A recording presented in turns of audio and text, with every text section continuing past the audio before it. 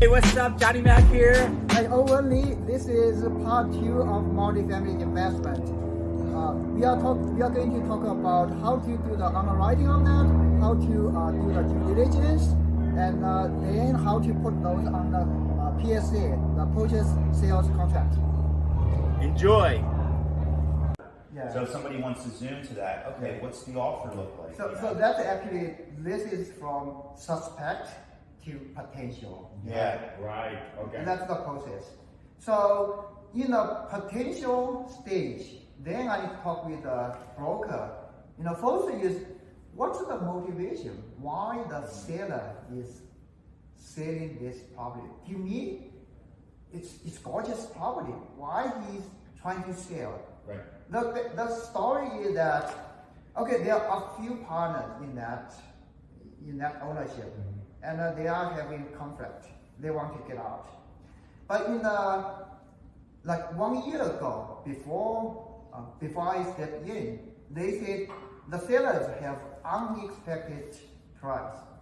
Initial price is $14 million, and they listed in the market. There's nobody watching that. Remember, the timeline is that's around October 2022. By that time, everyone knows that in the financial market, the Fed interest is like skyrocketing, jumping up there. So people are scared, especially from buyer side. We really don't know when the interest will stop because it's like this way, right? So nobody checked. So after 6 months, the sellers, psychology part, they need to sell because the partner want to, split. Okay. But they couldn't sell. Well, This is like adjusting their price expectation. That's what PACE calls finding the bunnies. Yeah. Do you know why the partner wanted to split? Did you find out why the partner wanted to split? Or just that? That information is good enough. I don't need to Perfect. Okay. people. Just checking. Yeah. So after that part, around February 2024, it's over 1 year, and they couldn't sell, and they are kind of like at broken point. They need to get out, they couldn't. So that's what like the agent gave me. They really expect like 9.5 now, like from 40 million to 30 million, 12, 11, 10. Now it's 9.5. So what? $5 million? $4.5 cut. $4.5 million. Yeah. So I said, sure, that's a good starting point. Then actually I asked them, what's is the loan assumable? That's very common. It said, it's assumable and it's good, 2.45. I said, good. And then they said, it's a hard loan. I said, well, that itself will give me difficulty to raise the capital for the whole organization closing. It's the difficult part. And the seller knows. And then we negotiate that from 9.5 to 9.2. Because the seller knows if I don't pick up, any buyers who need to pick up the hard loan need to go through the same process. It's just a tedious, long, unpredictable. Because it's a HUD. It's a HUD. Which is what the housing If urban development. it's a Fannie Mae or Freddie, it's not that difficult. It can close in 45 days to 60 days. So why is it hard so difficult? It's more bureaucratic. Okay. There are lots of people working there incompetent. Let's say that way. Institutional debt like that, normally isn't it only like 5 to 7 years? How come this one's 30? No, but the long term is the best. Yeah. Because But why though? Why is it? Why is it so long? Why so long? Institutional debt is normally Usually short No, term. this is the heart, directly from the heart.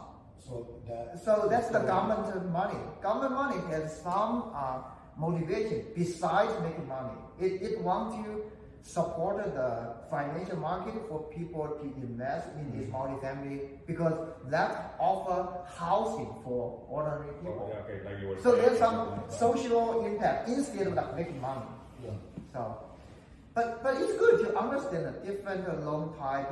What's the motivation behind it. So, but anyway, We can do another series on that. of Yeah. like different loans and stuff. Oh yeah, it's very important to understand. Yeah, that's. So that's why in the beginning I said usually Fannie Mae, Freddie Mac, or hard loan are the best term loan because it's all from the government agency part.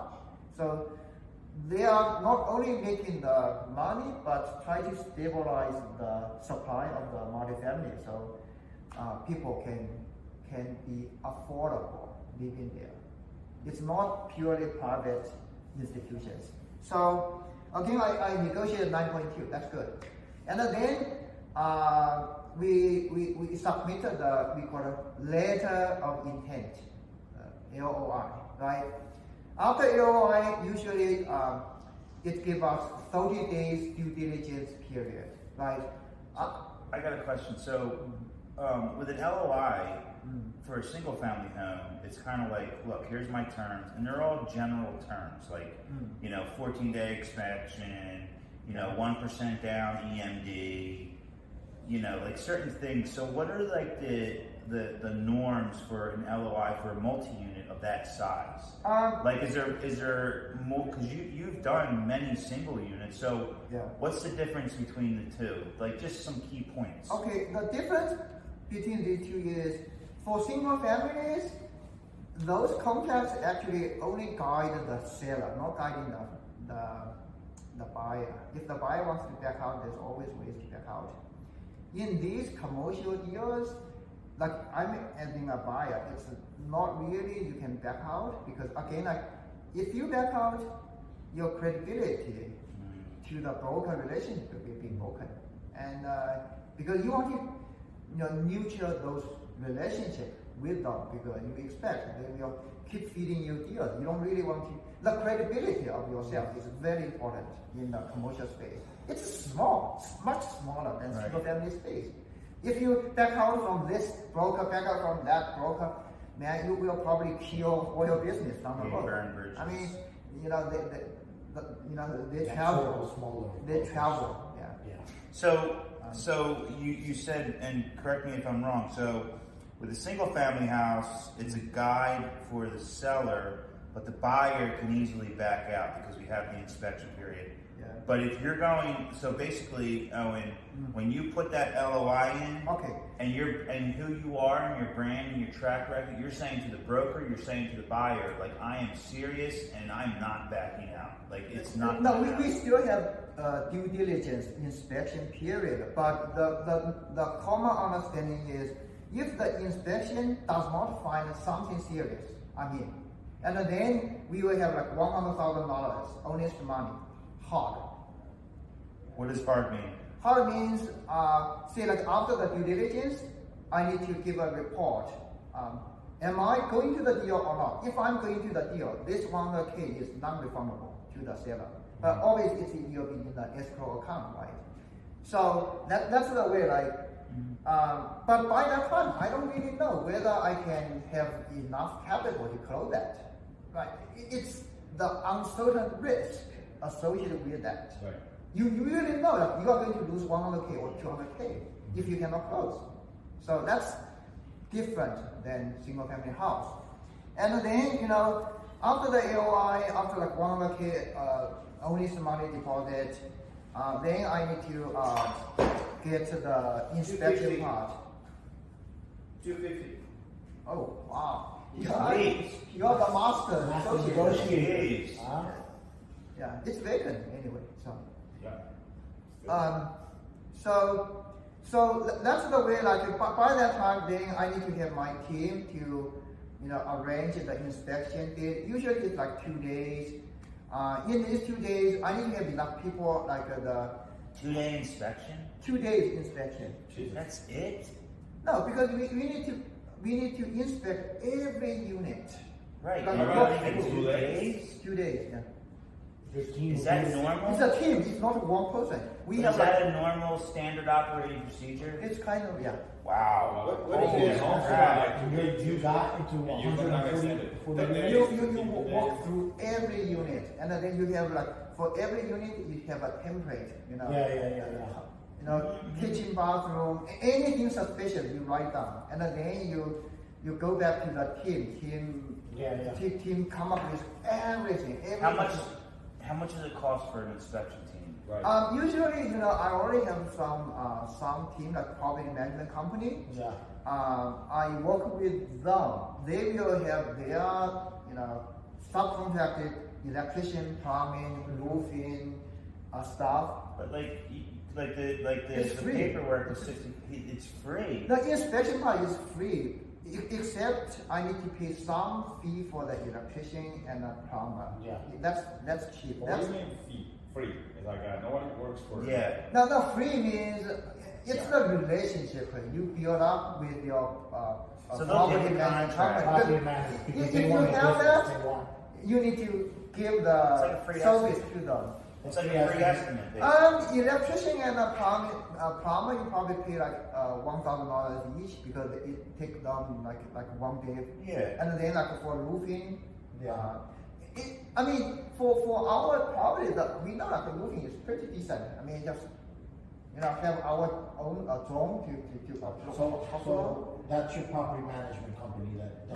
That's the property management company. They have like 3 or 4 teams to come here. Say the 2 days inspection usually is obviously I need to stay there for all the time, and then it's 1.5 day of walk through each unit inside and out, right? And then there's another half day we need to. That's what the due diligence. What we are going to do. You guys Okay. talking about due diligence inspections? Yeah. For what company? Yeah, for multifamily. So What did I miss?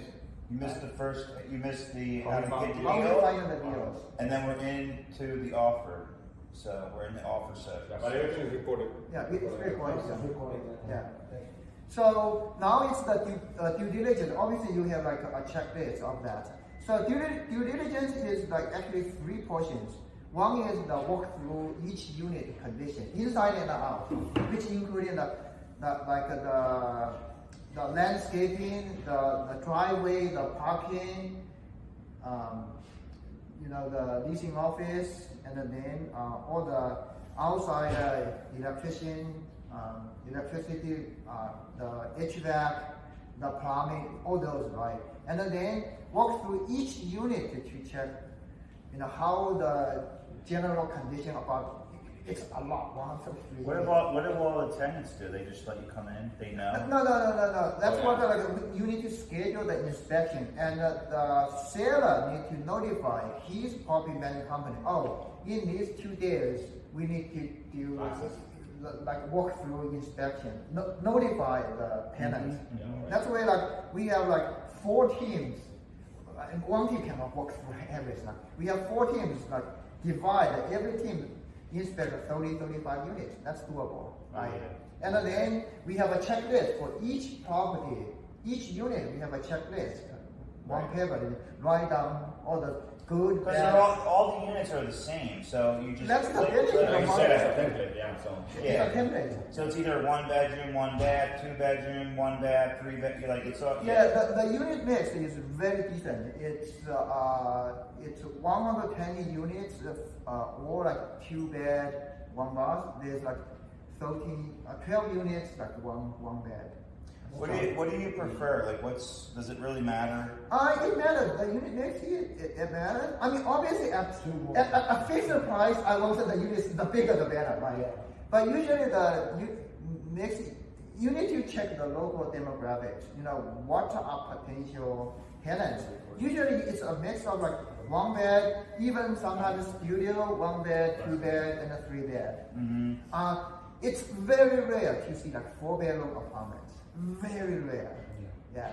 All right. So you got the motivation of the seller. You found the bunnies. Yeah. So you realize, okay, there is some pain, and that's one of the 4 pillars of real estate, right? Is pricing, condition, timing when they need to sell, and then pain or motivation. Yeah. And then you found the pain. You know they want to sell. You know it's been on the market for a year. So you're presenting the LOI.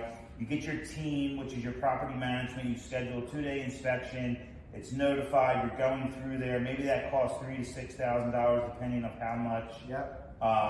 And then You've already put $100,000 EMD down? No, it needs to be past the due diligence. We will Oh, so you sign do the your contract. inspections and then you do your your 100K? This is LOI first, due diligence. After the due diligence part, see, like after the 2 days, I'm talking about like what's the due diligence item we need to check, right? One is the physical condition part. Okay. The second part will be auditing the finance. Like And the numbers. in the LOI, before LOI, we need to check. Oh, there's You have a camera. What? there's a You're in front camera. of the camera. You're in front of the camera, right? Oh, there. I'm sorry. No, just a little bit. There you go. That's it. You have a lot of spy cameras. Yeah. Yeah. So the inspection items will be like physical conditions of outside, inside. The second one will be financial audit because Real, just so we have this. So what's the financials? You got the T12, right? You're trailing 12. What else? We have trailing tail. We have their P&L report, which means they have the utility cost, the maintenance cost, what's the property tax, insurance, and their like labor cost, like headcount. They have like 2.5 people working on site. That's all the benefit of a big money family because we have like on-site employees full-time working there. So we investors or like we don't really need to manage to deal with the tenant, but that's what like you need to audit every piece of those. See like utilities, like electrical, water. We don't have gas in on-site. That's good. Which means it's not only like you audit like 1 month, you audit there like 12 months. If there's any hiccup, something, like if there's a hiccup, what's the reason? If any big leaks, did you fix that? So we need to check all those like, according to the So trend. you're looking at any maintenance receipts, everything. Everything. Right. So that's like, and then that's the bill part. The second part will be the income part. The rent, the T12. Like in that case, you need to audit every lease, whether the lease amount is the same as what's recorded in the T12. Right.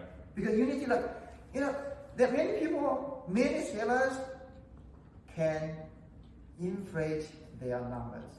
Yeah. If you don't audit each lease. I mean, it happens. Okay, so unfortunately, it's So you have to go into 134 leases. Yeah. If you write paper and keep Good it. question. Yeah. During your inspections, how much of that you personally do it versus doing the third party? You have 4 teams going there. We have. I actually invite my investor. That's another trick. Okay, for my fundraising part. I usually like before the inspection, like 2 weeks before that, someone who potentially, I just say like, I got this deal. It's potentially a very sweet deal. For anyone who wants to learn the multifamily, like a real case, this is the date I'm going to do the inspection. You can come to on-site, see how we are working through the deals. I mean, when these people come here, they are helping me because I'm giving a piece of paper. Okay, these are like a recording part. You check whether there's like leak, what's the condition. I mean, everyone can do that, right? But this way, actually, I'm helping my potential investors. Oh, the deal is they have a glimpse of how this works, and this is an education part too. So. Absolutely. I have roughly like 15 investors showing up there. That's killing 5 birds with one Yeah, stone. yeah, one That's stone freaking with fire. fire, bro. That's fire. But see, like for you guys, if I'm going to have a tour of this. It's a golden opportunity for people who want to step into there. I mean, that's like one stone for several holes. So do you use third party at all? That's the main thing. Like the third party contractor, the electrician, the plumbing, the roofer, all those. Because after we summarize all those conditions, I needed the third party people to summarize the whole thing, and then go from there. What's the expected capital expense after we pick up, like roofing, heat change, whatever, because these are important for me to two purposes. One is I need to budget what's my capital expense will be.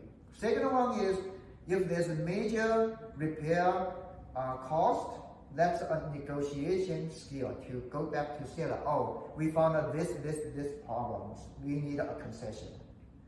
Right? Because again, this is still in the negotiation stage. It's not on a contract yet. But these are the problems we found. And say like it needs $500,000 expense. You know, who's going to be responsible for that? I mean, it's just gauging as detailed as possible for those, and then for our purpose. So this is the second, the financial audit. I mean, good thing is we don't find any discrepancy. It's pretty accurate.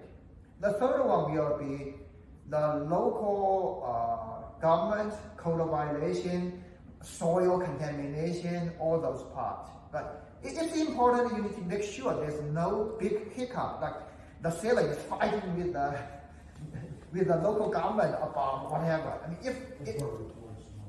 mean, that one sometimes it can be ignored, but if there's major issues, like the local government need to, you need to clean up the soil, whatever reason. How do you find that out? You have to go to the... You just stop by the local... The zoning, hey, what do you think of this complex? complex? The local building department. And It's like the first thing you did. You did a drive-by of the site. Now you're doing a drive-by of the zoning office. Hey, what's up with this building? Any issues that I should know that's on public records? You can literally do that. Yeah. Yeah, got it. Yeah. Okay. And then you also visit there's like a local tenant in the neighborhood. The local, actually there's a lot of commercial building. You just go there, chat around, oh, how about this neighborhood? I'm planning to live here. I'm planning to live in that community. Did you hear anything? Just background. Not I'm planning to buy that entire building over there. No. I'm planning to move here, you know, there's like unit available here. How do you feel about the neighborhood?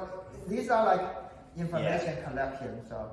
All right, so you do the drive-by, you find the bunnies, the pain point, you submit the LOI, you do the due diligence, which is typically 2 days. You got physical due diligence, you got financial, local governments, everything like that. So those 2 days pass. How much time do you have to put your due diligence report to where you come back to the table? No, that's what in the LOI we have say like a 1 month due diligence. Okay. Well, in that 1 month, the inspection will happen in the first 2 weeks because we need to have enough time for the final report, all those conditions come up. So when the first 1 to 2 weeks, you're doing all your boots on the ground due diligence, and then you're coming back to your team, and then you're establishing a report. But you have to check back into the negotiation table. Yes. Within 30 days. You got about 30 days typically. Yes. Okay. And you know the last one I the maintenance report, that actually is pretty critical to kind of indicate how well the whole community will be. So from the maintenance report means that the tenants complain, you know, fix up all those records. We need to check everything about that. So where do you get that? Is that like, is there a log for the entire building? Yeah, that's very important to show.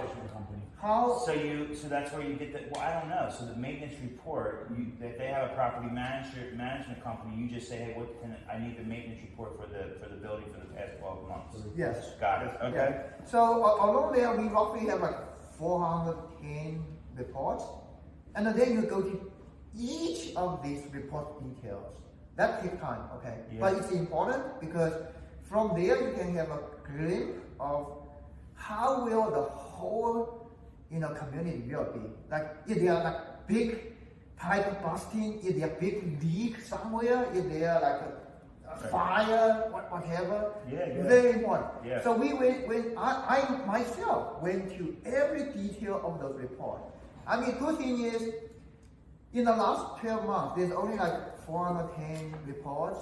So each unit roughly have like 3 minor repair. But okay, so there's 410 reports, and there's 100 and how many units? 133. So you said about 3. Three. So when would it start to be a red flag? No. So then no, that's why like I go to every detail of those reports. So almost all the reports were like, oh, my light bulb was off. Oh, Right. there's a like chip off in the paint. Oh, the outdoor stairs, almost all of them were these. I said, wow, this is good. This is good. You don't really want to see like many, there's leaks. Oh, there's a roof, like the stain in the ceiling. No, that's like red flag. Okay, got it. So after that, I said, wow, I don't need to complain anything to the seller. So I'm fine.